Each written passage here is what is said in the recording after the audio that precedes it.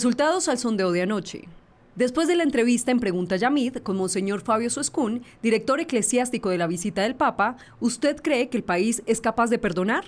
Sí, 83%, no 17%. Muy buenas noches. El general Óscar Naranjo, vicepresidente de la República, parece un hombre designado por el éxito. Triunfó como director de la Dijín, capturando entonces miembros de los carteles de la droga. Triunfó como director de la policía, estableciendo una nueva era en ese cuerpo armado. Fue exitoso como negociador de paz en La Habana, logró finalmente el acuerdo con sus compañeros, por supuesto. Ha sido triunfador como vicepresidente de la República y se acaba de anotar uno de los mayores éxitos, como fue la brillante organización que a él le encargó el presidente de la República para organizar la visita de su santidad el Papa Francisco. Como hoy todos los días se enfrenta a grandes problemas, el clan del Golfo, el orden público, el aumento de cultivos ilícitos, la implementación de los acuerdos de paz, una crítica muy dura que le hace al gobierno de Colombia el subsecretario de Estado de los Estados Unidos, ex embajador en Colombia, William Banfield, sobre el crecimiento de la droga en el país, tanto de cultivos como de la producción de cocaína. Señor vicepresidente, primero, ¿qué balance hace usted de su propia obra como fue la organización de la visita del Papa? Mil gracias por esa presentación, pero francamente la recibo con humildad porque lo que hicimos fue integrar un equipo liderado por el presidente que aglutinó 25 instituciones del gobierno, cerca de 750 funcionarios, para trabajar con el episcopado colombiano y el Vaticano. Y creo que lo que probamos es que se puede trabajar de manera coordinada, se puede trabajar de manera muy integrada y se puede sumar una energía cuando uno tiene claro cuál es la meta. Y la meta que teníamos es que su santidad en Colombia marcara un antes y un después, porque francamente estamos viviendo una especie de inflexión histórica. Nosotros, después de haber dejado atrás 53 años de un conflicto, y con la presencia de su santidad entre nosotros, él invitándonos a dar un primer paso a la reconciliación, nosotros estimamos que quedamos ya asegurando que vamos a conquistar el futuro lejos de esta violencia, abandonando los odios y ojalá reconciliándonos. General, ¿y a qué atribuye usted ese comportamiento absolutamente maravilloso de 1.600.000 personas en Bogotá, otro 1.000.000 en Medellín, 800.000 personas en Cartagena? Yamí, el gobierno realmente no escatima palabras para felicitar a los colombianos. Estamos muy orgullosos de ver cómo 6.800.000 personas que salieron a ver a su santidad se comportaron de manera ejemplar, pero 49 millones de colombianos también, tanto que hubo una caída de los delitos de alto impacto del 70%, las lesiones personales cayeron el 84%. Y ahí lo que uno constata es que los colombianos estamos hastiados de la violencia y queremos reconciliarnos y no pensar más en ese pasado violento y no seguir movilizados por el miedo. Al final, el mensaje de esperanza, el mensaje de reconciliación, el mensaje de fe en el futuro, creo que es el que movilizó a los colombianos en todo el país. En general, la reacción de dirigentes políticos, eclesiásticos, ya hasta de gobierno, ha sido, señor vicepresidente, de que en el país todavía hay odio. ¿Usted lo cree? Yo creo que todavía nos queda un camino que recorrer. Y por eso la importancia de un mensaje que francamente teniendo esa calidad, esa característica, ese sello apostólico, que es un mensaje poderoso, que está por encima del discurso político, nosotros estimamos tenemos que recibirlo con la mente abierta, el corazón abierto, para que, en el entendido de que falta mucho camino por recorrer, sí exploremos espacios a la reconciliación y al final al perdón. ¿Y usted sí cree que será posible tanto reconciliación como perdón? Pues después de medio siglo, Yamid, de 260.000 muertos que puso este conflicto armado, de más de 8.400.000 víctimas, sería un iluso pensar que esas heridas se curan de la noche a la mañana. He dicho estos días que el país duró 636 meses en conflicto y que solamente llevamos 9 meses en postconflicto. Y por lo tanto, la tarea que tenemos es larga, pero sí podemos acelerar, sí podemos imprimir una mayor velocidad a ese encuentro entre nosotros, por lo menos para respetarnos, para incluirnos, para, como dijo su santidad, la riqueza de la diversidad está en el centro de la posibilidad de transformar una sociedad. Ahora, señor general, mire, el subsecretario de Estado adjunto de los Estados Unidos, el señor William Bromfield, quien fue embajador aquí en Colombia, aparentemente criticó al presidente Santos y al gobierno hoy porque dijo que el presidente descuidó la lucha contra el narcotráfico en los últimos 6 años para dedicarse al acuerdo de paz con las FARC. ¿Eso es así? Ya, la declaración en la comisión del Congreso que escuchamos hoy la sintetizo de esta manera por parte del ex embajador Bromfield. Primero, reconoce que Colombia y Estados Unidos somos socios históricos en la lucha contra el crimen, reconoce que los esfuerzos que hace Colombia a lo largo de esa historia son realmente diferenciales y reconoce que tenemos un problema al frente, que fue ese incremento de los cultivos ilícitos que se dio en los 2 o 3 últimos años. Nosotros, frente a esa afirmación, lo que hemos dicho es, o nos quedamos examinando el pasado y tratando de justificar o explicar por qué crecieron, o francamente respondemos con resultados. Y hoy lo que estamos haciendo es responder con medidas y acciones que estimamos son eficaces y que por primera vez le permitirán a nuestro país dar un salto definitivo para superar lo que ha sido esa plaga de los cultivos ilícitos y el narcotráfico. ¿Y por qué se lo digo? Porque durante 16 años de Plan Colombia, nosotros recurrimos a la erradicación forzosa, particularmente por vía aérea, sí, por aspersión. El glifosato. Eso fue 1.600.000 hectáreas fumigadas con glifosato y 400.000 hectáreas más erradicadas manualmente. Fueron 2 millones de hectáreas intervenidas y sin embargo no terminamos los cultivos ilícitos que tenían una línea de base de 145.000 hectáreas cuando comenzó el programa. ¿Por qué no se superó esa realidad? Porque había un conflicto en el territorio que impedía que el Estado llegara de manera permanente, en forma integral y sostenida, para acompañar a esas familias campesinas y dedicarse a cultivos lícitos. Hoy, sin conflicto con las FARC, el gobierno entonces tiene una estrategia con 2 grandes componentes. Para quienes no quieran abandonar voluntariamente los cultivos, erradicación forzosa. Sí. Y ya me le doy una cifra hoy.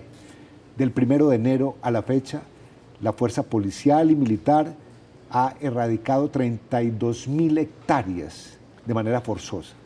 Pero por otro lado... ¿Estamos en cuántas hectáreas? ¿En 300.000? No. No. La cifra tiene dos fuentes. Para los Estados Unidos son 188.000 hectáreas, para el sistema de monitoreo de Naciones Unidas, que es el oficial que siempre ha acreditado Colombia, son 145.000 hectáreas. Pues ya llevamos 32.000 erradicadas forzosamente en estos meses del año. Pero perdón, general, para Naciones Unidas son unas cifras, para Estados Unidos otras, y para nosotros, ¿cuál es la cifra? No, nosotros aceptamos la del sistema de Naciones Unidas. Colombia tiene un... 130. 145.000 hectáreas. Sí. ¿Y cuánta cocaína se produce? Según Estados Unidos, 710 toneladas métricas y según Naciones Unidas, cerca de 800 toneladas. Eso es mucha cocaína y por eso el gobierno ha dicho no vamos a pelear con las cifras, vamos a acabar el problema.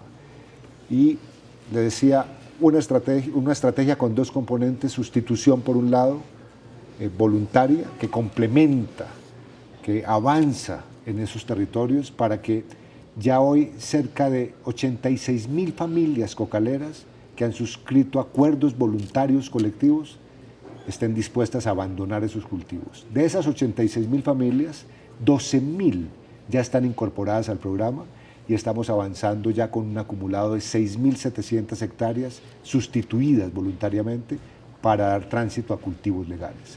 Ahí hay una respuesta clara. Pero el gobierno además, y en esto el gobierno de Estados Unidos es nuestro aliado y por lo tanto conoce estos esfuerzos.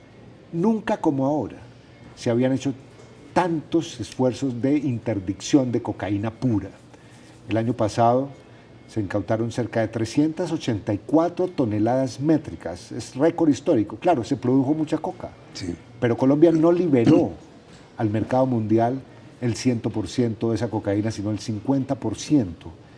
Y este año la cifra ya va en 270 toneladas métricas de incautadas, en un esfuerzo gigantesco, donde además hay dos componentes que quisiéramos mencionar.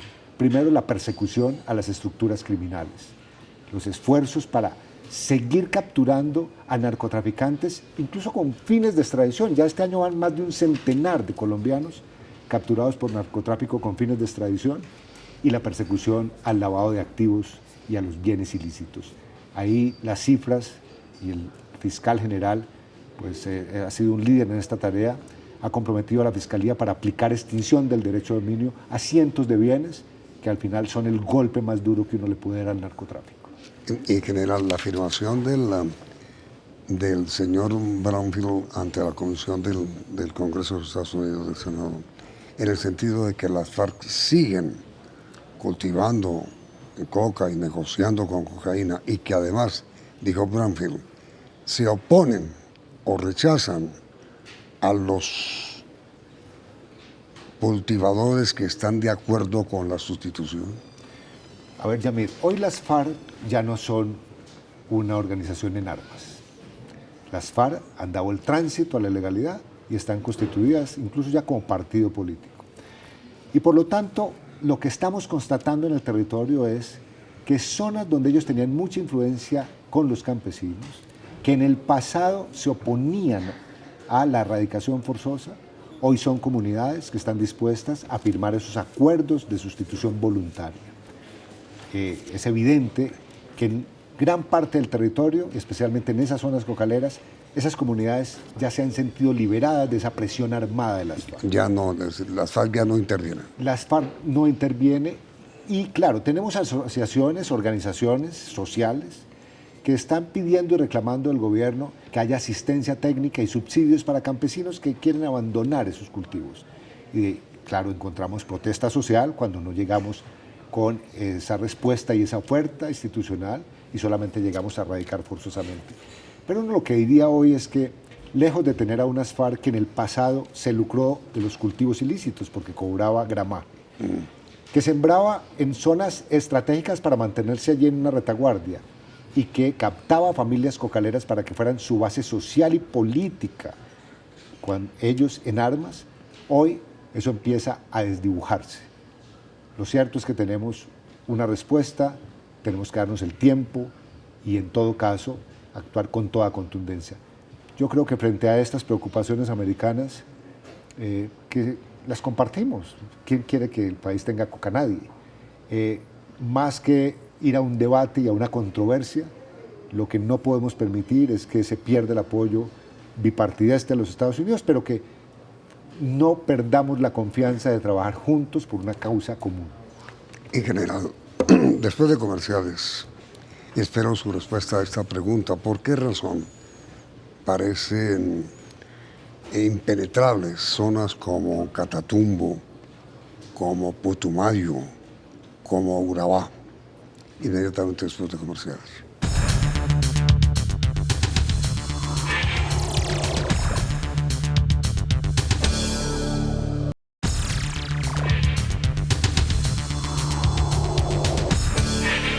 ¿Por qué es impenetrable Catatumbo, señor general? No, yo diría que hoy no hay territorio vedado para la fuerza pública en Colombia.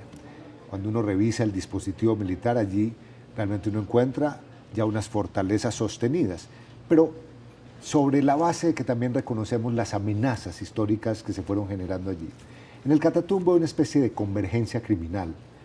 Es una zona de frontera abierta al contrabando, muy porosa para el contrabando, es una zona con cultivos ilícitos, es una zona donde hay rutas para la salida de la droga y adicionalmente todavía hay reductos de organizaciones criminales como esa que dirigía un tal Megateo, que son organizaciones que por años se sintieron allí realmente cómodas. Hoy esas organizaciones están recibiendo presión, pero es verdad que una prioridad nuestra es llegar al Catatumbo de manera mucho más integral para que a partir de presión militar, pero también de oferta institucional para que los campesinos encuentren unas vías alternativas legales de producción, salgan del negocio de la coca. ¿Y Putumayo, Nariño? Bueno, en Nariño estamos experimentando realmente una situación compleja en Tumaco. Y por eso desde el momento en que yo me posesioné, a las 2 horas, estaba en Tumaco y ya en estos 5 meses he regresado allí en 5 oportunidades para hacer seguimiento sobre una visión realmente integral a ese problema. Primero, necesidad de que seguridad y justicia sean más eficaces. Segundo, de ofrecerles salidas a la inclusión, para que haya inclusión social y convivencia en ese territorio. Y tercero, obras de infraestructura que están consideradas en el Plan Pacífico. Esa triple combinación de esfuerzos, yo digo, nos debe llevar a superar lo que ha sido una constante histórica en ese departamento y particularmente en ese municipio, que es el que más coca ha concentrado durante años. Ahí, general, en Nariño, en Putumayo, Tumaco, estamos perdiendo. Yo diría que estamos en un modelo distinto, en un modelo donde no estamos conformes simplemente con la aplicación de la fuerza militar o policial para erradicar cultivos y estar sometidos a esa bicicleta estática de la resiembra. Aquí estamos sin conflicto armado, llegando por primera vez a esos territorios con unas soluciones integrales. ¿Pero lo de Tumaco qué es? Lo de Tumaco son muchos años donde hay apetitos y realmente hay estímulos muy perversos para el crimen internacional. Cuando uno llega a Tumaco, uno encuentra el interés de carteles mexicanos por asegurar la salida de esas rutas, por montar centros de acopio de cocaína y en general por mantener desde esa zona del Pacífico un punto de lanzamiento de la coca al norte. Y la creencia o la afirmación general, señor vicepresidente, de que en Tumaco no hay ni Dios de ley.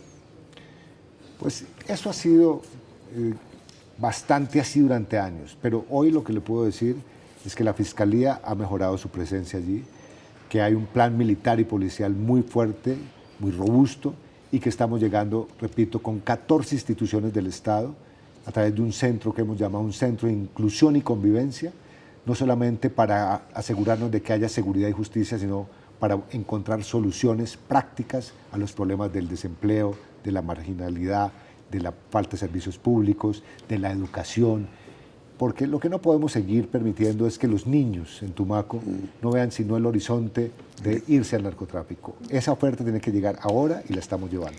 Y general, el gran dolor de cabeza que supongo yo tiene usted hoy, Urabá. ¿Qué hay de Urabá, general? De Urabá ya a mí le puedo decir que la operación Agamenón que diseñó el Ministerio de Defensa y que el propio señor presidente de la República conduce es una de las operaciones más efectivas y eficaces para luchar contra el llamado Clan del Golfo. Los golpes que se han dado allí en los últimos meses son significativos, por lo menos 12 de sus cabecillas realmente han sido neutralizados o sometidos a la ley. Y uno lo que encuentra allí es ya de tiempo atrás, desde hace por lo menos 1 año y medio, una solicitud de esa organización criminal diciendo: nosotros queremos acogernos a la justicia. El gobierno, ¿qué es lo que ha dicho? El gobierno no admite, no reconoce una negociación política o judicial. El gobierno estima con el Clan del Golfo, sí, que el camino es la Fiscalía General de la Nación en función de justicia ordinaria, no justicia especial, no justicia alternativa. Es decir, lo que uno dice es sometimiento sí, pero sin condiciones. Lo que decimos es sometimiento a la justicia, no negociación política, y tratándose del desmonte de una organización que podría tener cerca de 3.000 integrantes, desde luego estudiar fórmulas para que la justicia pueda adelantar procesos colectivos de justicia. Pero se supo, general, que usted venía, pues no con contacto, sino escuchando estas ofertas de sometimiento del Clan del Golfo desde mayo. Así es, Yamid. Desde mayo del año pasado, el gobierno empezó a recibir solicitudes del llamado Clan del Golfo a través de abogados para explorar lo que ellos llaman el acogimiento a la justicia. Cuando yo llegué a la vicepresidencia, en mayo de este año, el presidente me responsabilizó de que yo fuera el canal para escucharlos, y nos hemos reunido en el marco de una total transparencia. Ellos están acreditados por el gobierno a través de una resolución, esos voceros. ¿Nos hemos reunido quiénes? Los voceros y abogados del llamado Clan del Golfo. ¿Quién es fundamental? Es una abogada que los... No, digo, ¿quién dirige el Clan del Golfo? ¿Quién dirige el Plan del Golfo? Alias Otoniel. Él está al frente de eso. Alias Otoniel está Es en el la que ha ofrecido clandestinidad y fue quien envió recientemente, resultado de esas reuniones, un video diciendo que estaba dispuesto a acogerse a la justicia y que quisiera dar ese paso para participar del fin del conflicto. ¿Por qué? Yo creo que hay una razón de fondo, Yamid. Cuando un país, una sociedad, al final de 53 años muestra que el Estado no claudica, no desfallece, no la arrodilla quien esté alzado en armas por fuera de la ley, por poderoso que sea, el conjunto de los armados, de esas organizaciones criminales, se la piensa. Y eso es lo que sucedió con las FARC. Después de que llegamos a ese acuerdo con las FARC, lo que aquí quedó claro es que no hay opción distinta de cumplir la ley y desarmarse. Y a alias Otoniel, pues, ¿usted qué le dijo a sus abogados o sus representantes? 3 cosas. Primero, que para nada se van a interrumpir o a suspender las acciones militares, policiales y judiciales, y que por el contrario nuestra orden es arreciar en esas operaciones. Segundo, que no habrá negociación política o judicial alrededor de esa solicitud que han hecho de acogerse. Y tercero, que para nada está en juego la extradición. Esos son los 3 temas centrales que se les ha transmitido. ¿Pero a usted no le interesa el sometimiento de ellos? Al país le debe interesar el sometimiento y por eso el gobierno, ¿qué es lo que ha dicho? El presidente de la República le pidió a su ministro de Justicia y al fiscal general de la Nación que estudien y evalúen esa solicitud que hace el Clan del Golfo para ver cuál es el camino legal para que realmente se desmonte esa organización. Pero usted sería partidario, señor vicepresidente, no de negociar, sino de escucharlos y lograr que se desmovilizaran y se entregaran. Bueno, es lo que hemos hecho, los hemos escuchado, pero en el marco y en el entendido de que no va a haber concesiones políticas ni judiciales y que simplemente exploraremos un camino para que colectivamente la justicia ordinaria les pueda dar un tratamiento que al final los desmonte. Y según lo que usted ha escuchado, señor general, ¿sí es posible llegar a un acuerdo?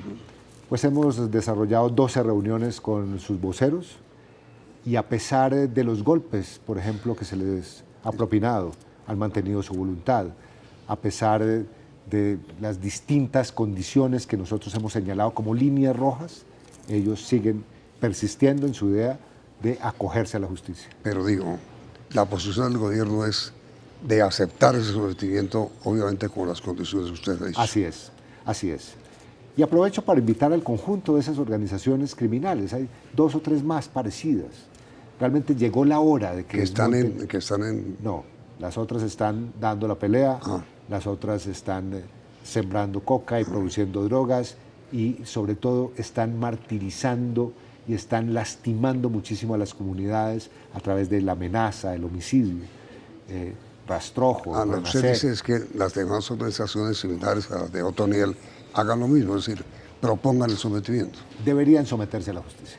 Llegó la hora de que se desmonten esas organizaciones y de que el monopolio de las armas sea exclusivo por parte del Estado. Usted es partidario, señor vicepresidente, de que en general el gobierno no negocie, sino escuche la propuesta de sometimiento. Totalmente. Esa es la línea, esa es la instrucción y además es el camino, en el entendido, repito, de que no habrá negociación política.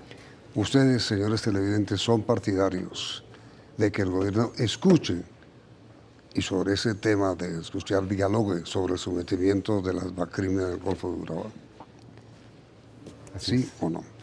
Este es el resultado de sondeos de la mañana en esta emisión. Señor general, muchísimas gracias. Muchas gracias, Ernesto. Sigan ustedes adelante con su Canal 1.